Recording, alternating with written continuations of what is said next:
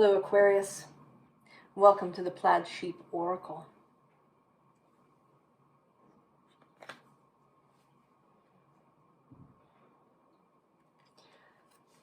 We begin your reading with this Capricorn Achieve card. And it's kind of interesting. I don't know if it's the card that I would have actually chosen for the message that is coming through. But maybe it's how you need to hear it.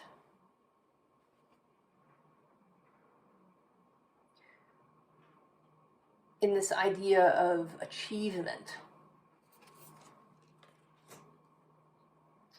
of, I don't know, progress, or, right, something that has a stability around it. You know, Aquarius, you are often described as the futurist sign, the innovator, the one who stands out or goes their own way. But that is only one part of Aquarius. The other part is this fixed Saturnian aspect.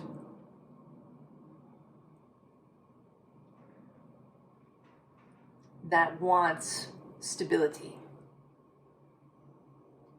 So, you know, if you have an innovative idea, you would want a plan to get there.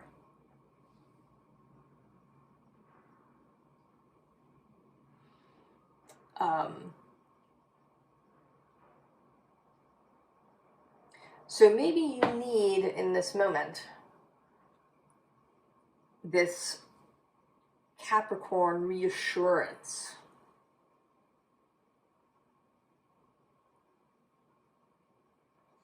Because I asked for some clarifiers for that card. And the first thing that came out was Viriditas. This is from a deck that I made that has some magical and spiritual concepts and practices. And Viriditas is the greening force. We're most familiar with its use by Hildegard of Bingen, who was a mystic and an herbalist and a composer and an abbess. So she has these qualities, right? She's being both the mystic, but then the abbess, right? The leader of the community, who would have had, you know, certainly various administrative jobs that she had to do in the running of the abbey.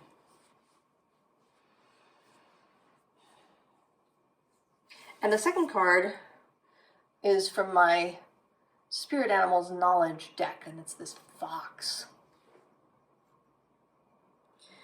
It says symbolism: cunning, sexuality, creativity. Like the coyote, the fox is strongly associated with magic, supernatural power, and cunning. In the wild, it exists at the edges of field and forest, and in the mythical realm is a principal mediator between the human and spirit worlds. In Chinese folklore, the fox may assume a human shape at the age of 50, and at its 100th birthday it becomes either a wizard or a lovely maiden. Red foxes are associated with sexual energy and the creative life force. Some Native American legends speak of a hunter discovering that his wife has a secret fox identity.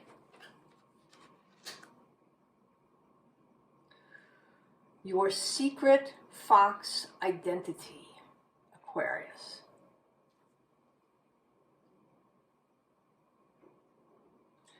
Now in this first row, there are 3 messengers, and the messengers are the knights in this good tarot deck.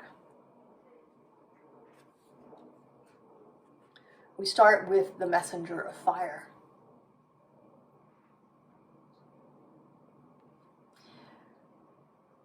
And she seems, right, she's curious at this message that's coming through. I mean, she seems more like she's receiving the message that she's going to bring to you.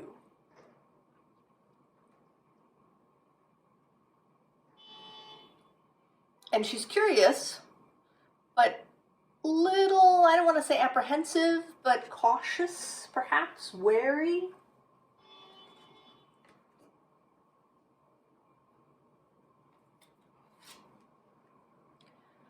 And then there's this Two of Earth, which, you know, is balancing physical resources, also perhaps energetic resources, certainly in the modern world. Many of our resources exist in this ethereal form.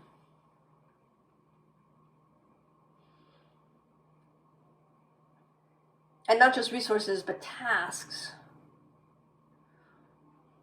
And that's another question here. How do we assign whether something is an obligation or a task or a resource? Do those lines blur?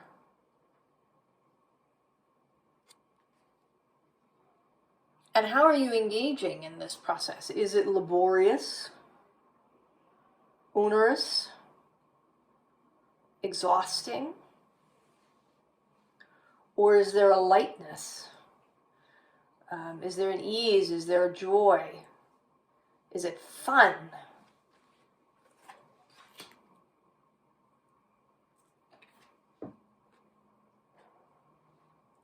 And so we get messenger number 2 of air.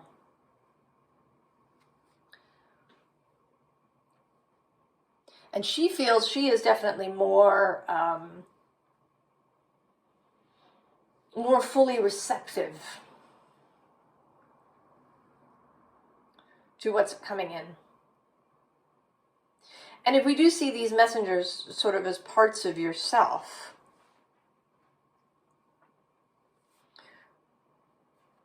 with this messenger of fire being the heart, the inspiration, the sexuality, the creativity,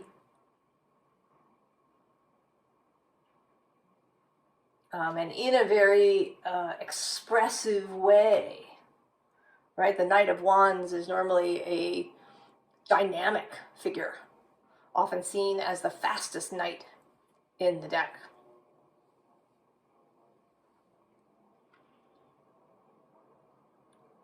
Moving at the speed of ignition.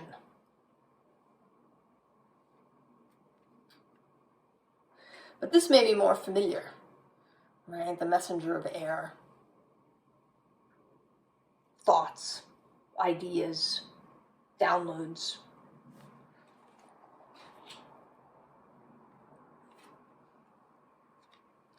Then there's this 5 of water.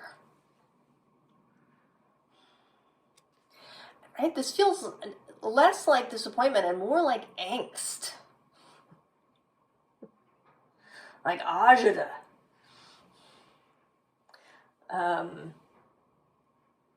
Like worrying, perhaps. And I think at the bottom of this deck we have this 6 of water, which often she seems like she's, right, like she's got cramps or stomachache.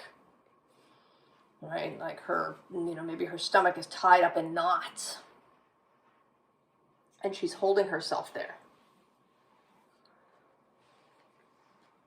So there's something, some anxiety, something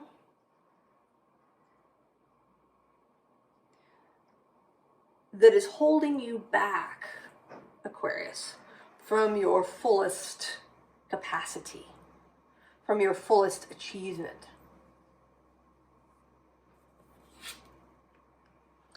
And then the messenger of water.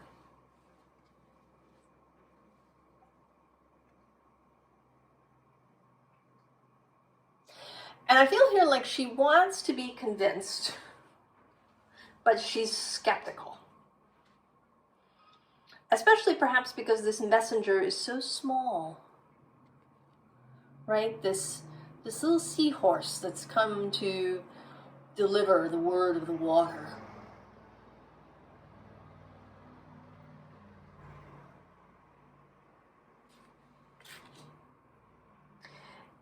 And maybe you're expecting something bigger. Maybe you expect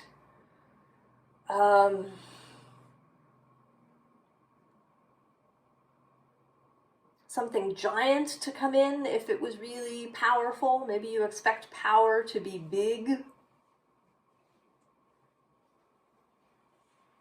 And power is small, or showing up in this small form.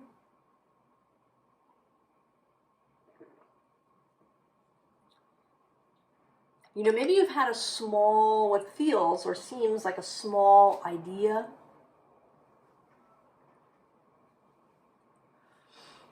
Or maybe you feel like your powers, your achievements up until this point are small.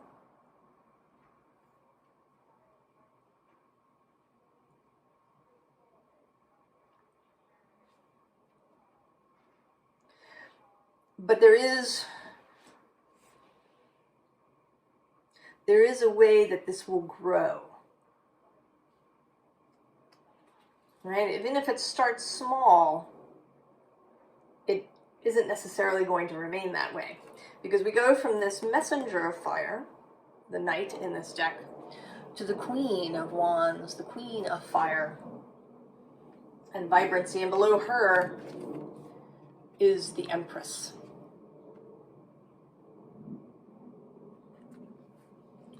So, and actually at the bottom of this deck is the Eight of Wands. So I want to say that what wants to come in for you, to be seen by you, to be appreciated by you, is very fiery, is very vibrant, is a fast-moving, exuberant energy. But that it may initially be showing up in a smaller, softer form so that you will accept it.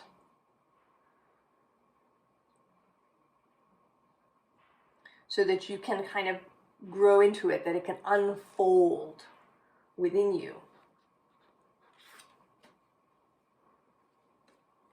Right? I sort of feel that with both of these cards. They're sixes. The Six of Discs, and here again the Six of Cups, but quite different.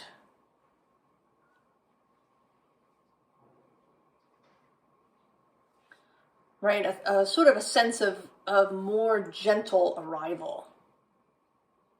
Right? That these pentacles are not, going to come crashing down with a thud, that they're going to arrive slowly, sort of one at a time. That there's this gentle Six of Cups, fawn energy that is wanting to get your attention. Because it doesn't want to alarm you initially. It doesn't want to make you feel uncomfortable. It doesn't want to give you this, right, anxiety, pain in the belly, experience. So initially it's arriving small.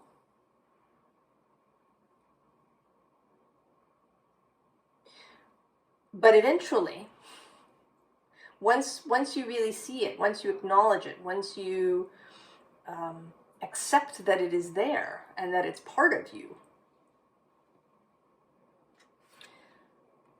then there may be a more sudden change.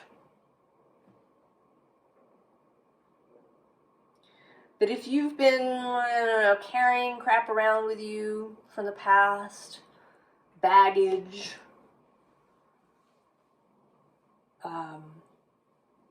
pain, old memories, ideas about your own capacity, ideas about your own nature.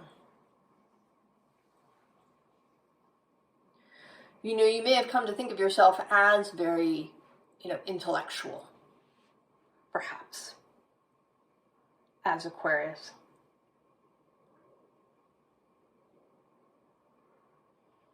That you're not a sensual or passionate person. You know, that you're cool and collected and brainy.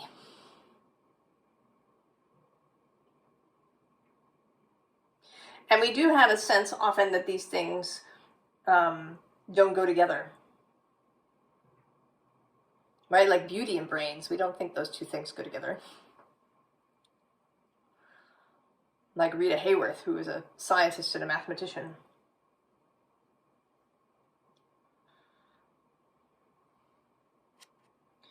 All of that can be left behind completely, right? This is not about despair here. This is just about the end of something that is in the past.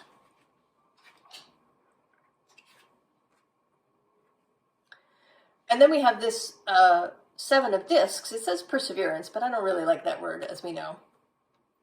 What I like about this is this rising energy, and that it is stepped, right? You're not going to be expected to, like climb a rope straight up. There are stairs.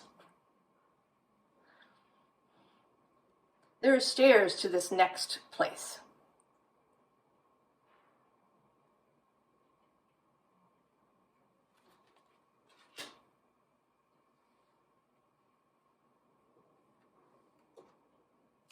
And so then we have this exuberant 3 of Pentacles, 3 of Cups.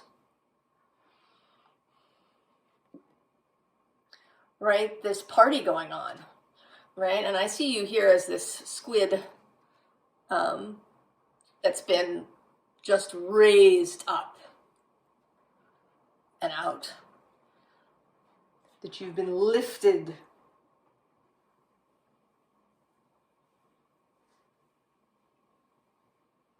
Carried by your fellows, by friends, by your fellowship, by your own exuberant energy. You've been lifted up and out. And below that is the Emperor.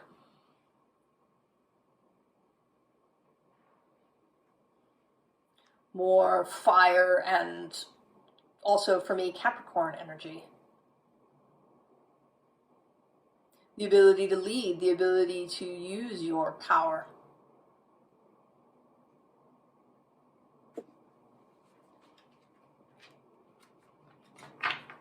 Now at the bottom of this deck we have this 9 of combustion, 9 of wands, 9 of fire.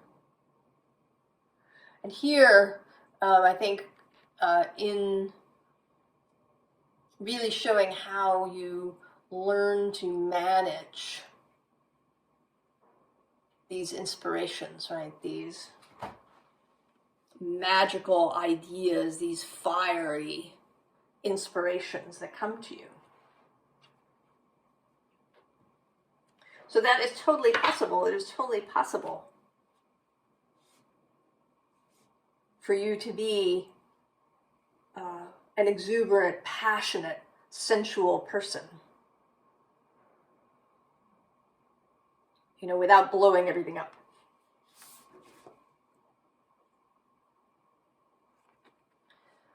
So here's this Hanged Man. And I think, again, that you really want to be convinced that this is true. You want to know that this is true. You feel that it is true.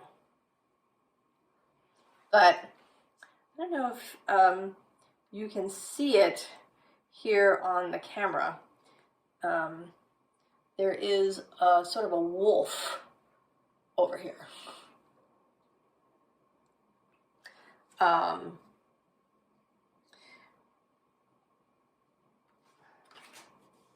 And I think you may be a little preoccupied with that.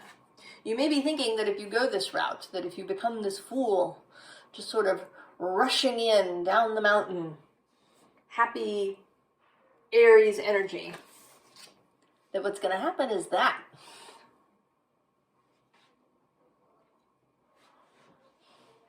we're going to get this 5 of combustion, 5 of wands, nasty things happening. That maybe you'll attract attention that you don't want to attract, that people will be upset, that things will go wrong if you don't keep control everywhere. That if you let something loose, that this is what we'll get. I mean, this so far is the most fiery card. I mean, we've had this Messenger of Fire and the Queen of Wands and the Emperor, but this is the first card that has actual fire happening in the image.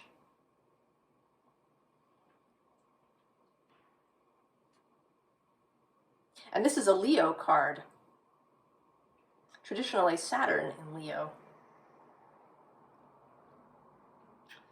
So, perhaps a worry for you.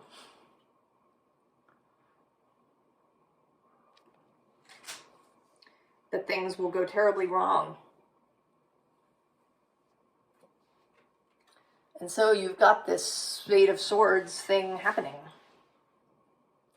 But I think, Aquarius, that this is just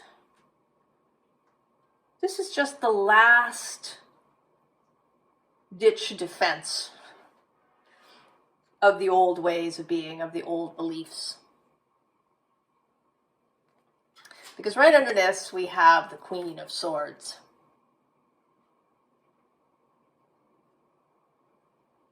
And here in this deck, she is the Japanese goddess Izanami.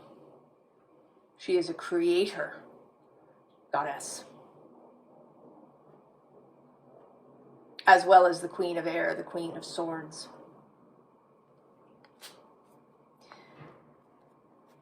And then at the bottom of the deck, we have this Ten of Cups. What waits in the wings? What you feel, right? You can feel it, just a breath, a shadow's width away. It's here with you. It's just kind of in that liminal quantum space, wanting to be brought into being.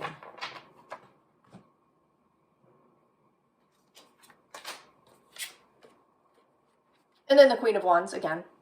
There are a lot of repeats in this reading. We've had 2 Six of Cups. Now we're having 2 Queen of Staves, Queen of Wands.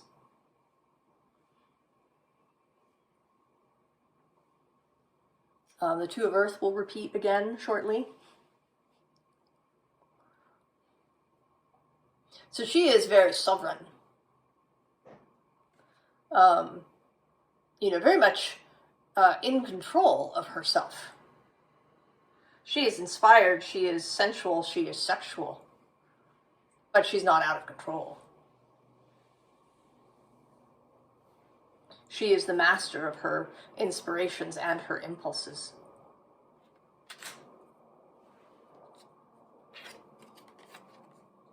And then the Two of Cups. And I envision this is how you will see yourself. I don't know if you've ever done mirror work, Aquarius, but right, to look at yourself in the mirror in this way.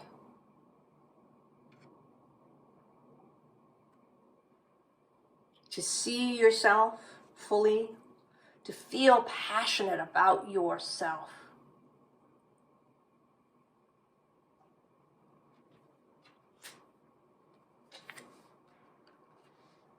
And then the King of Cups. More stability. He is your fellow fixed sign, traditionally, Scorpio.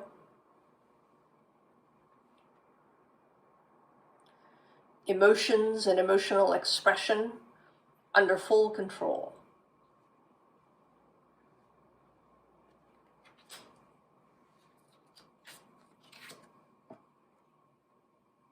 And then the Two of Pentacles, the Two of Sacred Circles, repeating. And this time, much more magical. Yeah? Here you are not juggling things. You are in communication and communion with your spiritual self.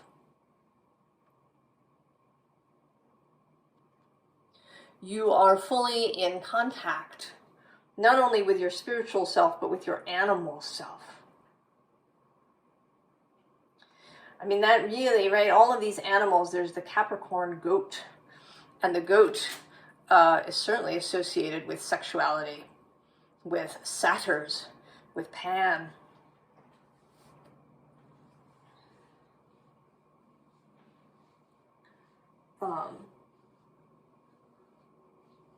Right, we have more animals.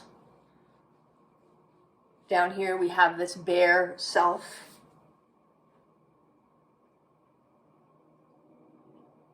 This animal aspect. So what is the advice?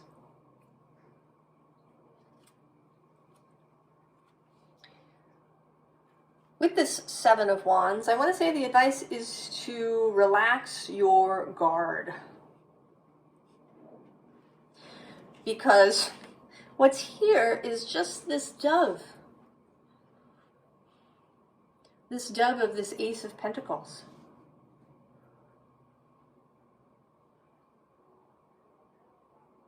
There is no need for this defense. What is coming in for you and wants to be expressed through you is this dove. And actually below that is Strength, traditionally Leo, and below that this Ace of Wands. And here there is, right, this person looks, right, there's anxiety about this, but it's just a little bird, right, with a little wand.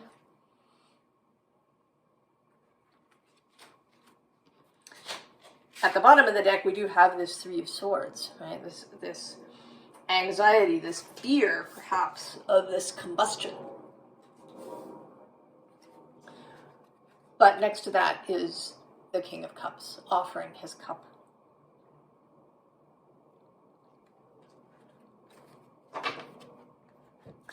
And then here, a triple, for the third time, the Six of Cups comes out. And this time with these fertility symbols of hairs.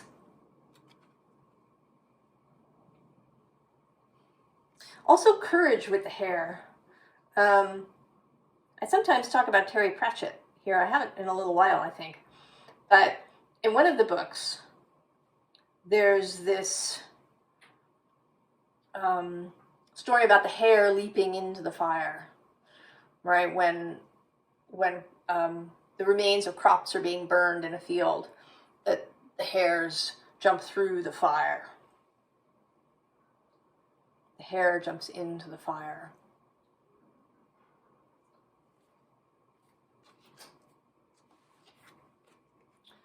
And then the Empress, again, more fertility, more fecundity, more sexuality, more physical, earthy Venus energy.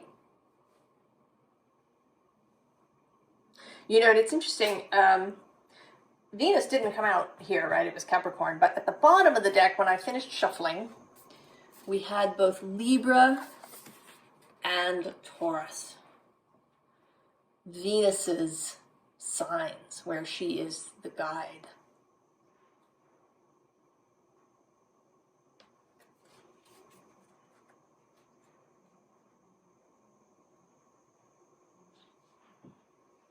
Now she's moving through Scorpio now. That is square Aquarius. So that may be why this is coming up now, that she is challenging you, Aquarius, to embrace her energy. And here we have the Page of Wands.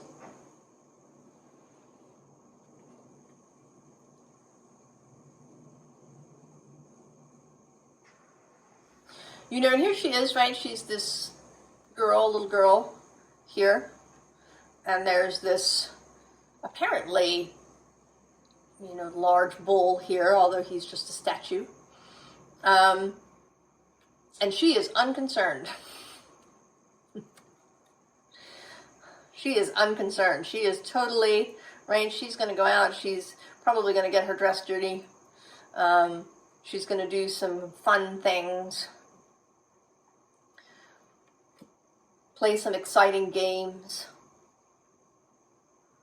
She's going to get up to some mischief.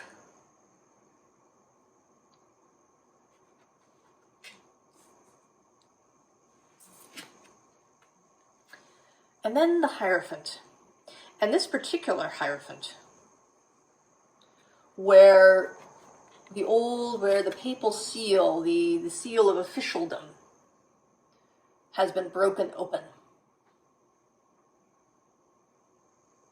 This is the wild Hierophant. I mean, originally in the tarot it was the Pope, Il Papa. But when Arthur Waite and Pixie Smith made their deck, they changed it to the Hierophant, which is a title from ancient Greece. So this more pagan, more ancient idea. And I want to say that here in this deck we go back even further to the Hierophant as nature, right? The Hierophant as trees.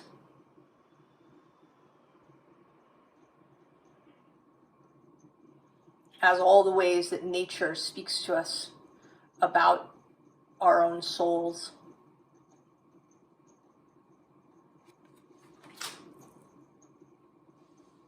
Aquarius,